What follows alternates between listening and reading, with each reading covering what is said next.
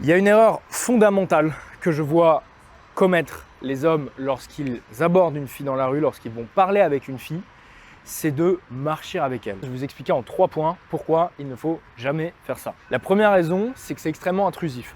Quand vous marchez avec la fille, dans sa tête à elle, il y a une seule question qui se pose en boucle, c'est combien de temps il va marcher avec moi? Jusqu'où il va marcher avec moi ce mec?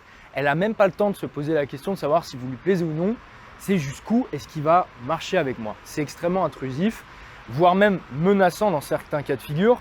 Je pense que vous connaissez ces anecdotes des filles, et les filles nous les diront dans les commentaires, où elles se sont fait suivre jusque chez elles. Autant je dis souvent que les filles manquent cruellement d'empathie à l'égard des hommes lorsqu'il s'agit de comprendre la misère affective et sexuelle des hommes, autant je dirais pareil pour les hommes.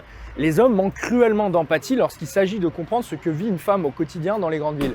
Et je dis pas ça pour faire le féministe de service, je dis ça pour vous rendre efficace et pour faire passer un bon moment à la fille. Si vous n'avez pas un minimum d'empathie pour la nana et que vous n'êtes pas capable de vous mettre à sa place, alors vous n'aurez tout simplement pas de résultat avec les filles et ça se passera pas très bien.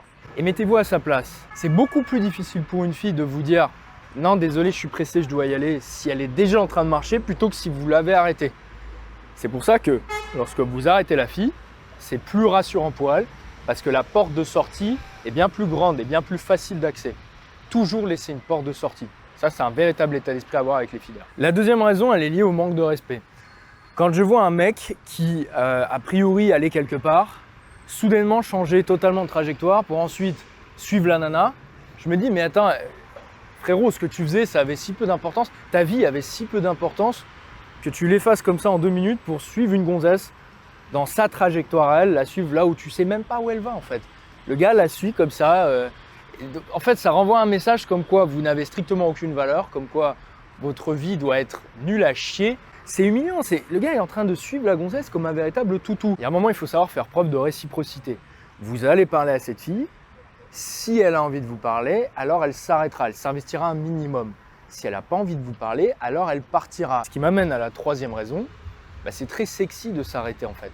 Lorsque vous allez parler avec une fille, et que vous vous arrêtez et vous restez ancré dans le sol, là où vous êtes, comme si vos pieds étaient glués au sol, peu importe qu'elle fasse 1 pas, 2 pas, 10 pas loin de vous, vous ne bougerez pas d'un centimètre parce que votre réalité, votre monde, votre univers, il est génial et c'est à elle de venir. Donc laissez à la fille la liberté de faire ce qu'elle veut. C'est non seulement rassurant à toutes les étapes de la séduction, mais c'est en plus extrêmement sexy. C'est d'autant plus sexy lorsque la fille ne s'était pas arrêtée de base, que vous n'avez pas bougé d'un centimètre, que vous avez simplement parlé, vous avez continué à parler un peu plus fort pour qu'elle vous entende, et qu'avec la simple utilisation des mots, de votre tchatch, de votre créativité, vous avez réussi à la faire revenir pas à pas. Et ça, je vous garantis que c'est une vraie fierté. Pour ceux qui veulent aller plus loin là-dessus, qui veulent apprendre comment rencontrer les femmes qui croisent toute la journée dans leur quotidien, vous avez le club des Philogines en bas en description, où vous pouvez non seulement écouter ma douce voix chaque mardi soir, mais en plus rencontrer des philogines